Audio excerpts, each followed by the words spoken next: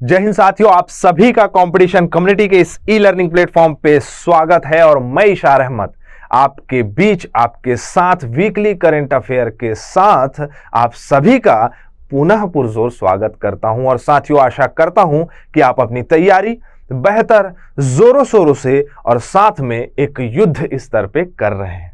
साथियों, याद रखिएगा कि हमें अपने इस वन डे एग्जाम के सत्र को, चाहे वो एसएससी हो, बैंकिंग हो, रेलवे हो या व्यापम हो, सभी की तैयारी बेहतर जोरों शोरों से और साथ में एक युद्ध स्तर पे करना है। क्लियर है? तो साथियों, आइए अपना सत्र प्रारंभ करते हैं वीकली करंट अफेयर के कि जुलाई माह के फर्स्ट एंड सेकंड वीक के बाद अब थर्ड वीक में कौन से न्यूज जो है हमारे लिए इंपॉर्टेंट हो जाते हैं। क्लियर है? तो आइए अपना सत्र हम प्रारंभ करते हैं। पहला क्वेश्चन है आपके नजर में, आपके सामने स्क्रीन में दिखाई दे रहा है, वो ये है विंबलडन ओपन 2023 में वुमेन्स सिंगल्स, वुमेन्स हो गई है, ठीक है, वुमेन्स सिंगल्स का खिताब किसने अपने नाम किया। अभी तक आपने देख लिया होगा, मैंने इसको हिडन नहीं रखा है, तो याद रखिएगा इसका क्या हो जाएगा ऑप्शन। इसका ऑप्शन हो जाएगा मेरे साथियों, इसका ऑप्शन हो जाएगा, पेन का कलर चेंज कर लेते हैं, वो है आपका मार्गरेटा वोंड्रोसोवा। कौन हो गए? ये दिखाई दे रही है आपको स्क्रीन में, मार्गरेटा वोंड्रोसोवा। इन्होंने विंबलडन वुमेन्स फीमेल सिंगल्स का जो है खिताब खिताब जीता है इन्होंने। क्या नाम है इनका? Marketa Vondrousova. आइए देख लेते हैं ये कहाँ की है। तो ये कहाँ की है? तो चेक गणराज्य की है। कहाँ की है साथियों? चेक गणराज्य की है मार्गरेटा वोंड्रोसोवा। और इन्होंने टूनेशिया की ओंस जेबूर को हराया है। किसे हराया है? ओंस जेबूर को हराया है।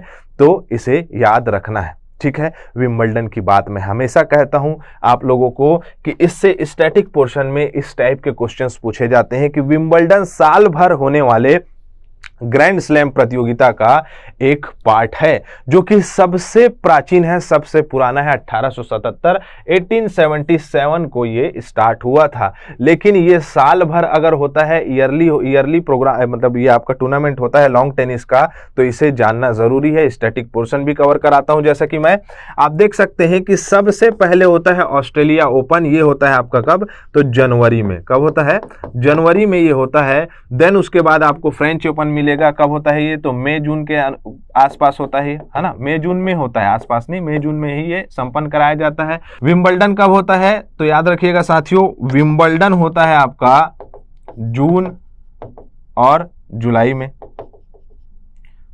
कब होता है? जून और जुलाई में। और अगस्त और सितंबर, अगस्त ऐसे लिख देता हूं, और सितंबर में होता है आपका क्या?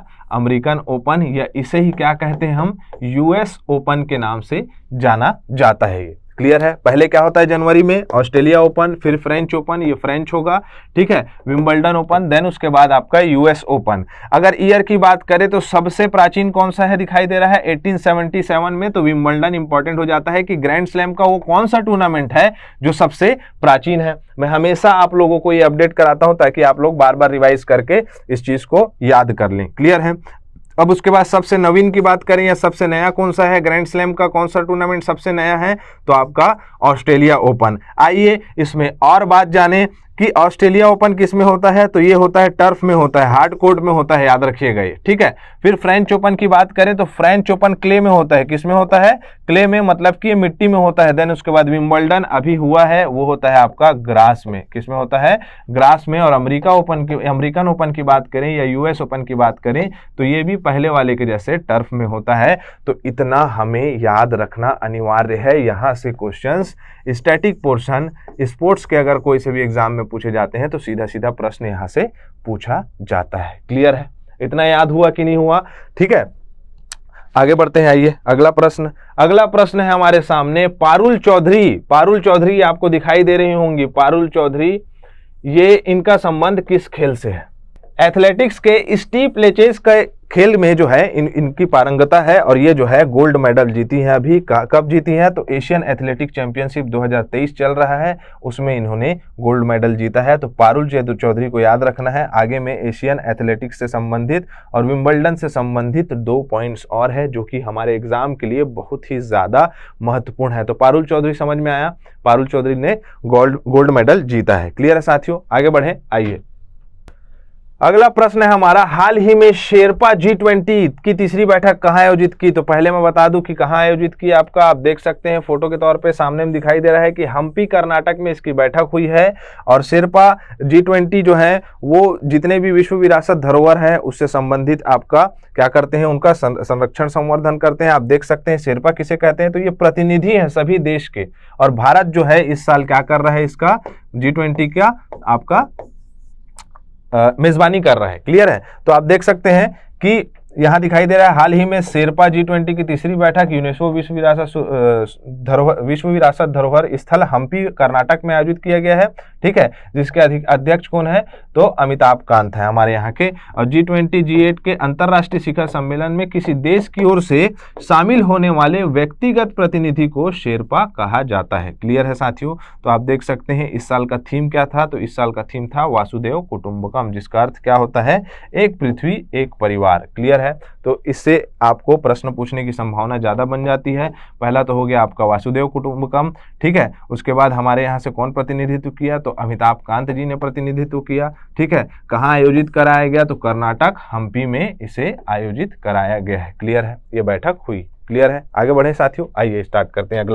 अगला प्रश्न है साथियों हमारा क्वेश्चन नंबर 4, पुस्तक prism the ancestral abode of rainbow के लेखक कौन है? ठीक है, इसमें अपने को ध्यान देना है। ये पुस्तक जो है बहुत ही इंपॉर्टेंट हो जाती है। अभी इसरो जो है बहुत ही ज्यादा किस में रहा है, आपका न्यूज में रहा है इसरो। ठीक है, इंडियन स्पेस रिसर्च ऑर्गेनाइजेशन। ठीक है, भारतीय अंतरिक्ष अनुसंधान केंद्र। यहाँ के एक व्यक्ति ने इस बुक का विमोचन किया है, इस बुक को लिखा है, सॉरी विमोचन तो किसी और ने किया है, तो विनोद मनकारा जी है। आपको ये फोटो के तौर पे दिखाई दे रहे होंगे, ये रहे विनोद मकराना जी।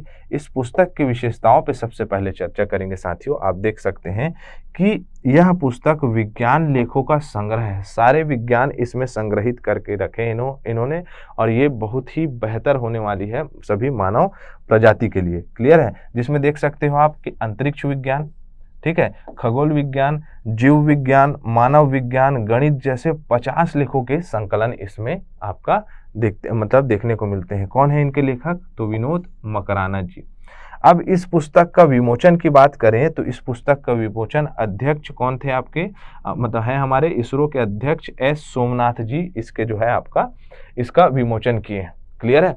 अब ये विमोचन करना समझ में आता है, तो इसरो के अध्यक्ष हमें दिखाई दे दिए कौन है, तो इसरो के अध्यक्ष अगर आपसे पूछेगा तो कौन बताओगे, इसरो के अध्यक्ष आपके एस सोमनाथ। कौन है? एस सोमनाथ, याद रखिएगा साथियों। ठीक है, मोस्ट इंपॉर्टेंट। चंद्रयान 3 अभी चला है जो कि बहुत ही महत्वपूर्ण है हमारे लिए, उसके भी क्वेश्चंस रखे गए हैं। तो हमें इस प्रकार से इस बुक के बारे में जानना है और याद रखना है कि खगोल विज्ञान, जीव विज्ञान, मानव विज्ञान, गणित के अनेक जो है मतलब आपका नॉलेज इसमें संग्रहित किया गया है। क्लियर है? आगे बढ़े, चलो आइए। अगला प्रश्न है एशियन एथलेटिक्स चैंपियनशिप, अभी बताया था पारुल माथुर वाला। ठीक है, इसमें जो है इंडिया की स्थिति क्या है, इसका हमें बात जानना है। तो क्या है आपका, देख सकते हो कि 12 जुलाई से 16 जुलाई तक के ये चला है। ठीक है, कहाँ हुआ है, तो थाईलैंड में हुआ है। भारत का पोजीशन 3rd पोजीशन है, कितने मेडल्स के साथ, आपका 27 मेडल्स के साथ। क्लियर है? तो आप देखेंगे क्या इसका आंसर क्या हो जाएगा, 3rd। क्लियर? इस प्रकार से प्रश्न पूछे जा सकते हैं। ठीक है, अब इस प्रकार से इसे मतलब मेडल्स को देखें कि मेडल तालिका में कौन है, तो इन जो है एथलीट्स का आप लोग को नाम याद रखना है। जैसे कि आपको दिखाई दे रहे हैं कौन, तो ज्योति याराराजी। ठीक है, क्या नाम है, याराराजी। इन्होंने वुमेन्स 100 मीटर्स हर्डल्स में जो है गोल्ड जीता। अब्दुल्ला अबू बकर, मेंस ट्रिपल जंप में इन्होंने गोल्ड जीता। उसके बाद है पारुल चौधरी, इनके बारे में बताया। ठीक है, वुमेन्स स्टेपलेचेस का गोल्ड प्राइज जीता है इन्होंने। अजय कुमार सरोज, ये क्या है, मेंस 1500 मीटर में गोल्ड जीता है इन्होंने। ठीक है, ताजिंदर पाल सिंह तूर, क्या है, इन्होंने मेंस शॉर्ट पुट में इन्होंने गोल्ड जीता है। राजेश रमेश, ठीक है, ऐश्वर्या मिश्रा मतलब, ठीक है, अमोज कौप, और ये जितने भी एथलीट हैं इन्होंने भी गोल्ड हासिल किया है। और कौन से पोजीशन में है, तो 3rd पोजीशन में। क्लियर है, इसको एक बार आप लोग रिवाइज कर लेना स्क्रीनशॉट लेके। क्लियर है, आगे बढ़े। ठीक, अगला प्रश्न की तरफ चलें। आइए अगले प्रश्न की ओर। अगला प्रश्न है हमारा, हाँ, नोमैडिक एलिफेंट 2023, ये जो है सैन्य अभ्यास हो रहा है किसके बीच में? तो मंगोलिया और भारत के बीच में ये सैन्य अभ्यास हो रहा है। ये महत्वपूर्ण हो जाता है। तो सैन्य अभ्यास से अगर प्रश्न पूछा तो आपका नोमैडिक एलिफेंट 2023 किसके बीच हो रहा है? तो भारत और आपका किसके? मंगोलिया के बीच में। क्लियर, कब से कब होगा चलेगा? तो 17 जुलाई से 31 जुलाई तक चलेगा। और भारत के बहुत सारे आपके सैन्य अभ्यास है जिन्हें याद रखना है। भारत और बांग्लादेश के बीच हो रहा है, क्या हो रहा है? तो संप्रति नाम है उसका। भारत और श्रीलंका तो मित्र शक्ति। भारत और थाईलैंड के बीच में मैत्री। भारत और नेपाल के बीच में सूर्य किरण। भारत और चीन के बीच में हैंड इन हैंड। समझ रहे हो? तो ये आप लोगों को याद रखना है। ठीक है, स्टैटिक पोर्शन ये बन जाते हैं और आपका जो डायनेमिक होगा ये इस जुलाई में ये दिखाई दे रहा है। विंबलडन 2023 फिर से आ गया। ठीक है, विंबलडन कितना जरूरी होता है यहाँ से प्रश्न देखने को मिलता ही है साथियों, याद रखिएगा। इतिहास रचा है इस बालक ने, ये जो दिखाई दे रहे हैं ना, ठीक है, इनका नाम है कार्लोस। ठीक है, क्या नाम है? कार्लोस अल्कराज, सरनेम अल्कराज है। कार्लोस अल्कराज जो हैं इन्होंने नोवाक जोकोविच को बीट किया है। विंबलडन जीतते हुए आ रहे थे कंसिस्टेंटली। ठीक है, कंटिन्यूअसली जो है वो आपका विंबलडन जीतते हुए आ रहे थे। तो इस युवा ने जो है मात्र जो है 21-22 साल के हैं ये, इन्होंने आपका किसको हराया है? तो नोवाक जोकोविच को। तो याद रखना है साथियों, मोस्ट इंपॉर्टेंट हो जाता है, इसलिए इसको प्रश्न में रखा गया है। क्लियर, आगे बढ़े। विंबलडन 2023 पुरुष एकल फाइनल में कार्लोस अल्कराज ने 4 बार गत चैंपियन रहे नोवाक जोकोविच को हराकर जो है अपने नाम पे पहला खिताब जीता है। याद रहेगा। ठीक है, कार्लोस आपका अल्कराज, कार्लोस अल्कराज जो है ये मोस्ट इंपॉर्टेंट हो जाते हैं। ये पीछे में दिखाई दे रहे हैं ना, सोचो इस युवा ने 4 बार चैंपियंस रहे, मतलब खिलाड़ी को हरा दिया। अब ये बताओ मेरे साथियों कि अगर कंसिस्टेंटली मेहनत करें, कंसिस्टेंटली अगर मेहनत करेंगे, आपकी कंसिस्टेंसी अगर बने रहेगी, निरंतरता आपकी बने रहेगी, तो आप कोई सा भी एग्जाम क्यों नहीं निकालेंगे। इसलिए बोलता हूं कि अपनी निरंतरता बरकरार रखें। क्लियर है, निरंतरता, consistency is most important for our student life. बार बार उसी चीज को पढ़ो, बार बार उसी चीज को आप दोहराओ। जितना आप दोहराओगे, जितना आप पढ़ोगे, जितना आप एफर्ट लगाओगे, उतना आप बेहतर होते जाओगे। क्लियर है साथियों, आगे बढ़े। चलो स्टार्ट करते हैं अगला प्रश्न। अगला प्रश्न है, प्रति वर्ष नेल्सन मंडेला दिवस कब मनाया जाता है? मोस्ट इंपॉर्टेंट प्रश्न पूछा जाता है। 18 जुलाई को नेल्सन मंडेला दिवस मनाया जाता है। याद रखिएगा साथियों, दक्षिण अफ्रीका के रंग भेद से जूझ रहे जितने भी नागरिक थे उनको इन्होंने मुक्ति दिलाई। जैसे आप देख सकते हैं कि रंग भेद विरोधी कार्यकर्ता जो है, रंग भेद विरोधी मतलब क्या कि किसी भी प्रकार से रंग भेद, काला गोरा ये सब चीज़ से अगर प्रताड़ित करते थे वहाँ के लोगों को, तो इन सब चीज़ों से मुक्त कराने का योगदान किसे जाता है? तो नेल्सन मंडेला को जाता है। और यूएन ने 2009 में ये घोषणा की थी कि आपका 18 जुलाई को बनाया जाएगा क्या? नेल्सन मंडेला दिवस। उनको समर्पित किया गया था उनके जन्म दिवस के अवसर पर। इस साल के नेल्सन मंडेला दिवस की आपका थीम क्या है? तो क्लाइमेट, फूड एंड सॉलिडेरिटी है। क्लियर है, इस प्रकार से याद रखना है कि सॉलिडेरिटी लास्ट में है और आपका क्लाइमेट, फूड एंड सॉलिडेरिटी इसका जो है थीम है। क्लियर है साथियों, आगे बढ़े, आ जाओ, चलो स्टार्ट करते हैं। अगला प्रश्न है हमारा प्रश्न क्रमांक 9, राष्ट्रीय बहुआयामी गरीबी सूचकांक the national multi dimensional poverty index किसके द्वारा जारी किया जाता है? किसके द्वारा जारी किया जाता है? तो भाई नीति आयोग के द्वारा जारी किया जाता है। ठीक है, नीति आयोग का स्टैटिक पोर्शन बताएं कि नीति आयोग कब बनाया गया, किसके बिहाफ में बनाया गया और वर्तमान में इसके अध्यक्ष कौन हैं। ठीक है, क्लियर है, आगे बढ़ें। तो आप देख सकते हैं कि राष्ट्रीय बहुआयामी गरीबी सूचकांक एक प्रगति समीक्षा 2023 रिपोर्ट है, जिसमें भारत में देखा जाए 2015-16 में 2019 के बीच में 13.5 करोड़ लोग गरीब थे।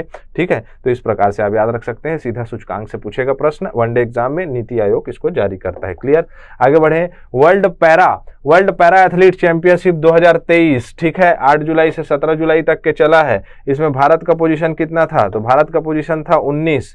ठीक है, और भारत ने कितने मेडल जीते हैं? तो 10 मेडल जीते हैं पैरा एथलेटिक्स में। ठीक, तो 10 मेडल इसका आंसर हो जाएगा। क्लियर है, आगे बढ़े, चलो आ जाओ। अब जो है हमारा चंद्रयान मिशन से संबंधित क्वेश्चंस हम कर लेते हैं, जो कि हमारे इंपॉर्टेंट है। पिछली बार हम नहीं किए थे, आज कर लेते हैं। चंद्रयान मिशन कब लॉन्च किया गया था?